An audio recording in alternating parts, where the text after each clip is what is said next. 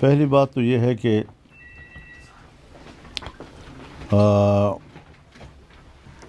امت مسلمہ بشمول پاکستان کے ٹرمپ کے دباؤ میں اسرائیل کو تحفظ فراہم کر رہے ہیں اور خطے پر اور فلسطین پر عرب دنیا پر اسرائیل کی گرفت کو مضبوط بنانے کے لیے یہ سب کچھ ہو رہا ہے۔ نام تو یہ ہے کہ یہ امن کے لیے اکٹھے ہو رہے ہیں، لیکن جس لب و لہجے میں اس بورڈ کی کارروائی کا ٹرمپ آغاز کر رہے ہیں، جن دھمکیوں کے ساتھ، یہ خود بتا رہا ہے کہ ان کے عزائم کیا ہیں۔ حماس کو غیر مسلح کرنا یہ در حقیقت فلسطینیوں کے قوت مزاحمت کو ختم کرنے کا ایک منصوبہ ہے، جبکہ وہ اپنی سرزمین کی آزادی کی جنگ لڑ رہے ہیں۔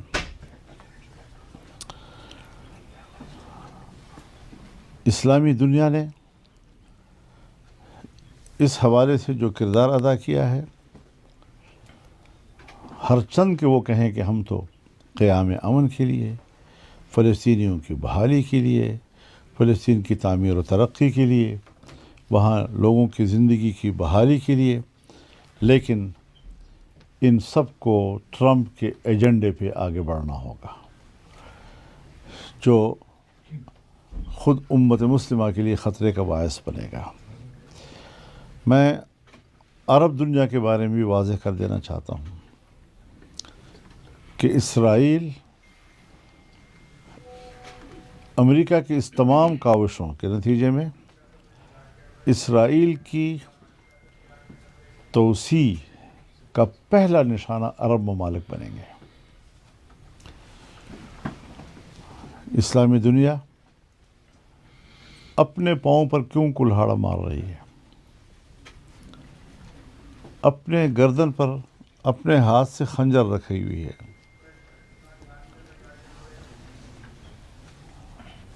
اور اگر امریکہ کل ایران پہ حملہ کرتا ہے تو لبنان میں اسرائیل داخل ہو چکا ہے، شام ان کے حملوں کے زد میں ہے، عراق پہلے سے امریکہ کے زیر اثر ہے، اور اگر ایران میں بھی یہ صورتحال بنتی ہے تو اسرائیل پاکستان کی دہلیز پہ آ کے کھڑا ہو جائے گا۔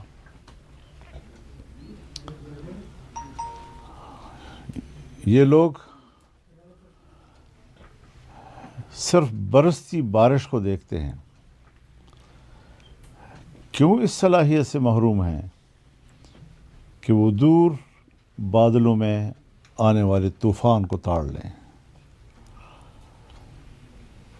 ہمیں اس بات کی تشویش ہے، کسی سے ذاتی جنگ نہیں ہے۔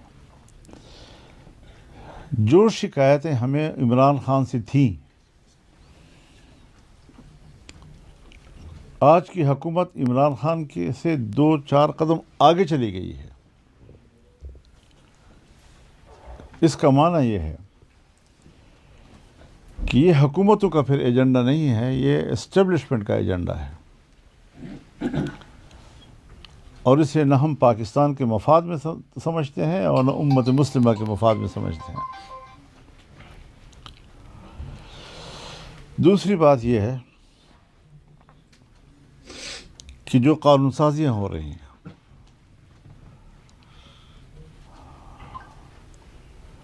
یہ قانون سازی شریعت کے خلاف ہے، اور جب شریعت کے خلاف ہے تو اس کا معنی یہ آئین کے خلاف ہے۔ آئین کے خلاف کوئی قانون ہمیں قابل قبول نہیں ہے۔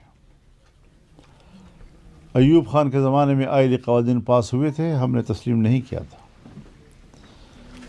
ہم نے اس کو دلائل سے رد کیا تھا، لیکن ہمیں دلائل سے مطمئن کرنے کی بجائے اس نے آمرانہ قوت کے ساتھ اپنی بنائی ہوئی اسمبلی سے پاس کرا دیا۔ آج بھی جو قوانین ہو رہے ہیں یہ اسی آئلی قوانین میں ترامیم ہیں اور وہی تسلسل ہے، سو آج بھی وہ ہمیں قابل قبول نہیں ہے۔ جنرل مشرف نے حقوق خواتین کے نام پر آئین میں ترمیم کی، جس میں انہوں نے زنا کے راستے کھولے، زانی کو سزا دینے کے لیے قانونی پروسیجر کو مشکل بنایا، اور آج جائز نکاح کے لیے مشکلات پیدا کی جا رہی ہیں۔ یعنی حرام زنا اس کے لیے سہولتیں اور جائز نکاح اس کے لیے مشکلات پیدا ہو رہی ہیں۔ کیا یہ ایک اسلامی ریاست کا تصور ہے؟ حکمرانوں نے پاکستان کی اسلامی ریاست کا چہرہ مسخ کر کے رکھ دیا ہے۔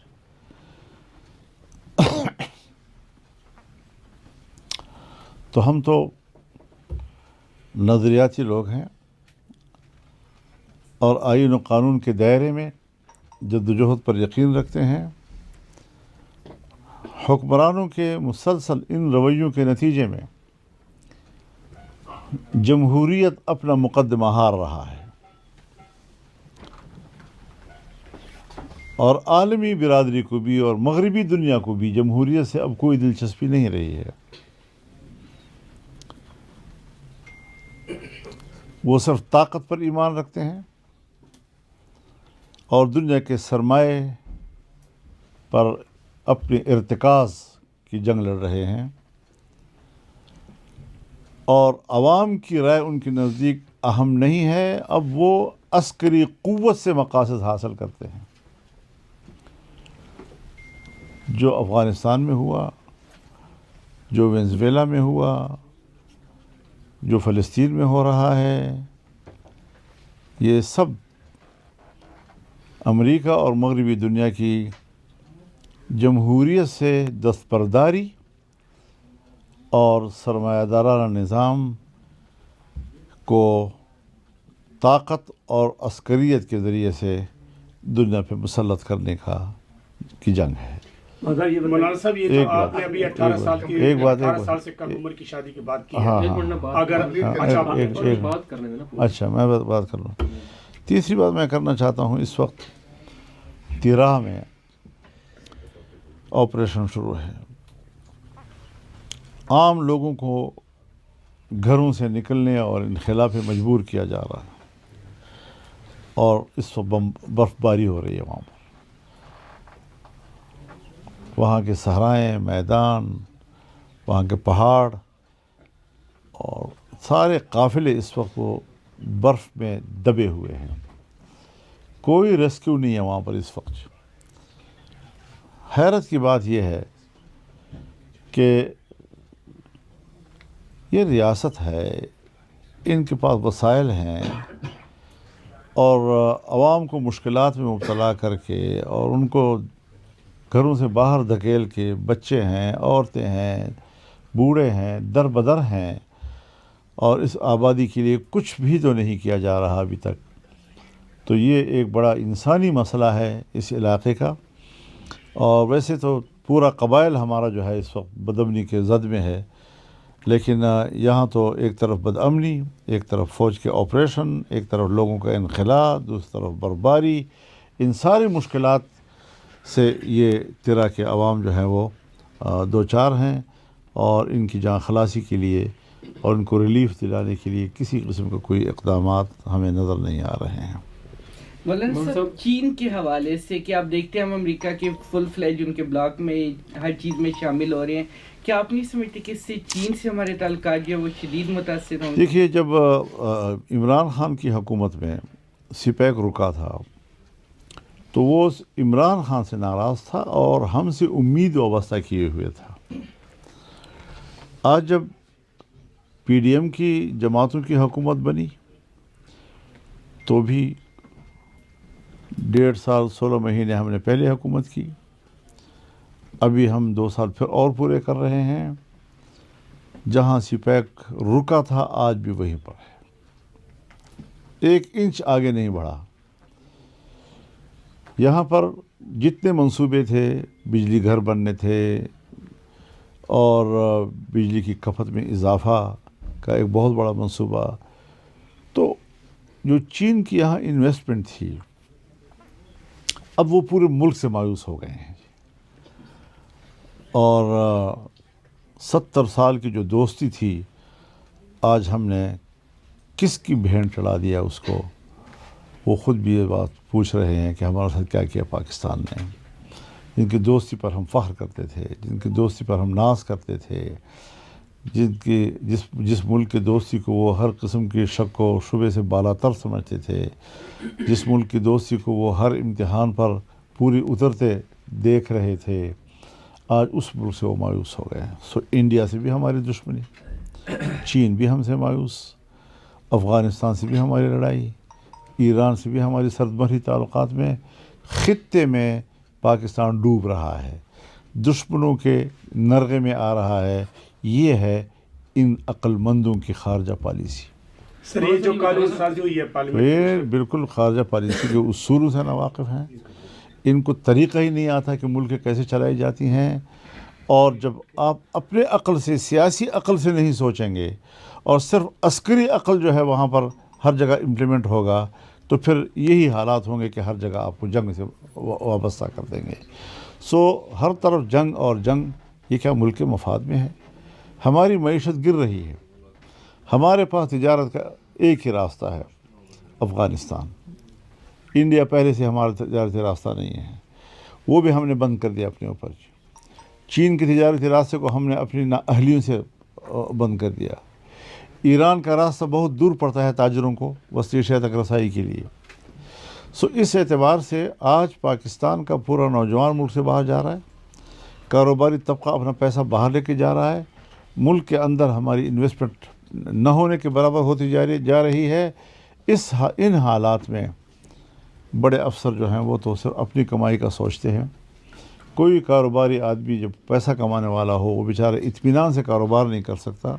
وہ اپنے پیسے کو محفوظ نہیں دیکھ رہا ہے اور گدھ کی طرح ان کے اوپر نظریں رکھی ہوئی ہیں کہ ہم کب جھپٹیں ان کے پیسے کے اوپر.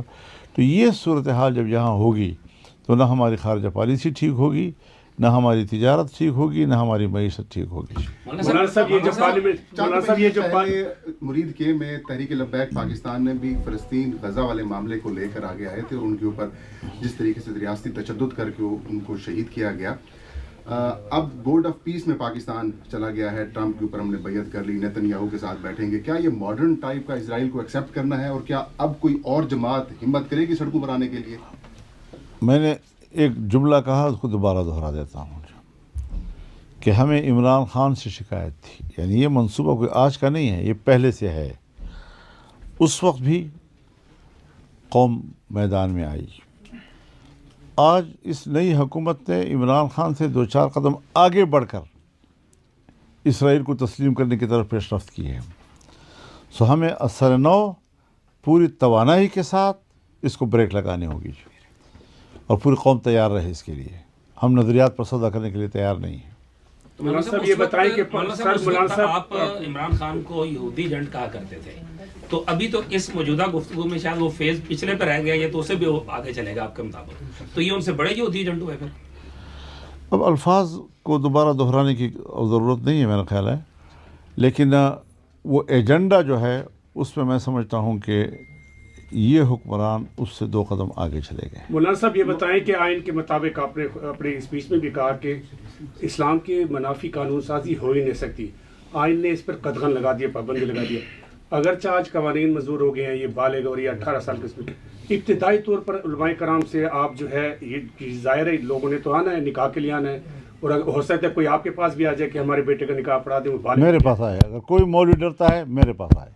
آپ جیل جانے کے لیے تیار اگر وہ آپ کو گرفتار کرتے ہیں؟ بالکل, ہم ہر قربانی دینے کے لیے تیار ہیں, شریعت کے لیے قربان ہو جائیں گے ہم, کوئی مسئلہ نہیں. اسی میں ہمیشہ آئین و قانون کی بات کرتے ہیں. کیا آپ تو ہمیشہ آئین و قانون کی قرآن و سنت کے مطابق، حضرت اس میں اضافہ فرما رہے ہیں. ایک بات کریں. قرآن و سنت کے مطابق آئین کہتا ہے، میں نہیں کہتا جی.